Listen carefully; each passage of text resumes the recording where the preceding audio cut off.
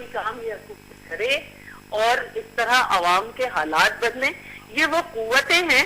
جو ڈکٹیٹرز کے دور میں پروان چڑھی, جنہیں ڈکٹیٹرز نے ٹیررزم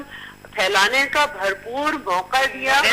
اور یہی وہ ہیں اور ان کے لیے ہم چاہتے ہیں. محترم, ایک سوال تو یہاں پر یہ اٹھتا ہے کہ منظور احسان صاحب نے کل بھی کہا تھا اور آج بھی کہا, وہ کہہ رہے ہیں کہ ہمیں معلوم ہے کون ایکٹیو ہے, کون یہ کارروائیاں کر رہے ہیں, ان کے ٹھکانے بھی معلوم ہے, پھر کارروائی کیوں نہیں کی جا رہی؟ جی کارروائی ہم کر رہے ہیں, ایسی بات نہیں ہے.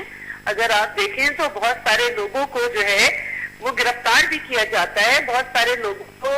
جو ہے جیکٹ سمیت بھی گرفتار کیا گیا ہے, بہت سارے واقعات ہونے سے پہلے ناکام بنائے گئے ہیں. لیکن اس کے باوجود جو اس طرف میں توجہ دلانا چاہتی ہوں وہ یہ ہے کہ دیکھیے یہ ہماری پولیس بھی جو ہے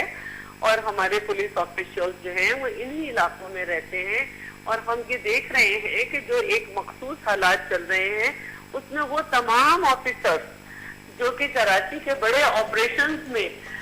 اپنی پرفارمنس دے چکے ہیں ان کو بھی ٹارگٹ کیا گیا ہے, ان میں سے کوئی زندہ نہیں ہے. اور ابھی ہم دیکھ رہے ہیں کہ پولیس آفیسرز کو بھی نشانہ بنایا جا رہا ہے, تو پولیس ہمیں وہ پرفارمنس نہیں دے پا رہی. ظاہر ہے وہ بھی انسان ہے.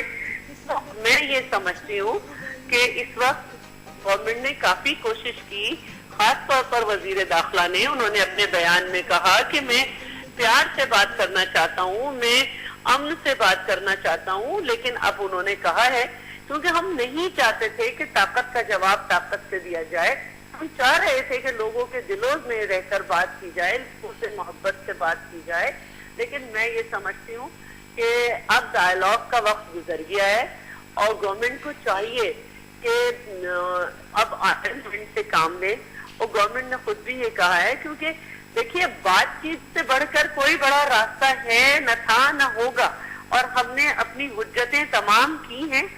ہم نے بالکل وہی کیا جو ہماری گورنمنٹ کی پالیسی سواد میں تھی. ہم نے پہلے بات چیت لیکن محترمہ ہم نے پہلے بات چیت کی, ہم نے یہاں بھی بات چیت کرنے کی کوشش کر رہے ہیں. لیکن میں یہ سمجھتی ہوں کہ اب بہت واضح ہو گئی ہے بات, اور اب جو وزیر داخلہ کہہ رہے ہیں کہ ہمیں معلوم ہے, تو انہوں نے کل کہا ہے کہ بہت ہو چکا, اور میں یہ سمجھتی ہوں کہ کل ول میں اور کسی وقت لیکن آئرن ہینڈ استعمال کیا جائے گا. لیکن محترمہ ہم بار بار یہ سنتے آ رہے ہیں, ہر مہینے ٹارگٹ کلنگ کا جو سلسلہ شروع ہوتا ہے ہم یہ سنتے آ رہے ہیں کہ اب کارروائی دیکھیں گے لوگ, سب کے سامنے ہوگی,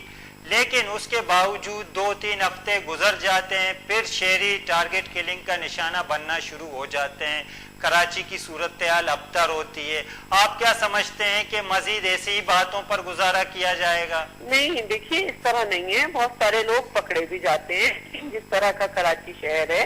وہاں پہ کرمنل آرگنائزڈ گروپ ہیں, بہت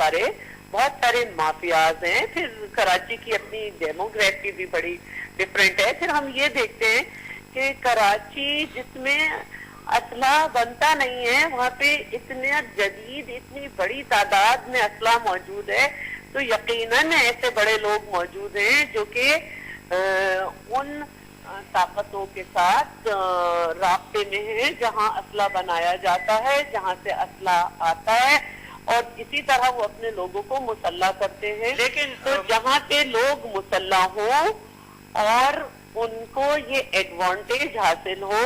کہ وہ آرام سے محلوں میں گھروں میں چھپ جاتے ہوں, اپنی وارداتیں کر کے, وہاں پہ ذرا دیر سے امن آتا ہے. لیکن محترمہ شیلا رضا, اگر شہر میں مافیاز موجود ہیں لیکن اس شہر میں سیاسی جماعتوں کی جڑیں ان سے زیادہ مضبوط ہیں, کیا وجہ ہے کہ ہم چند گروہ ہیں مافیاز کے,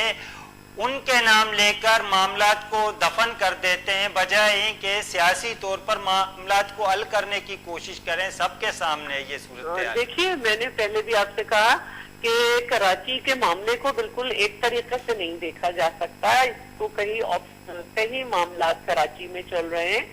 جہاں ہم یہ کہہ رہے ہیں کہ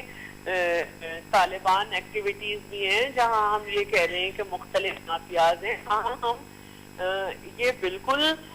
ہمیں بھولنا نہیں چاہیے کہ اتنی بڑی آبادی کے شہر میں جو بے روزگاری ہے, جو غربت ہے, اس کی وجہ سے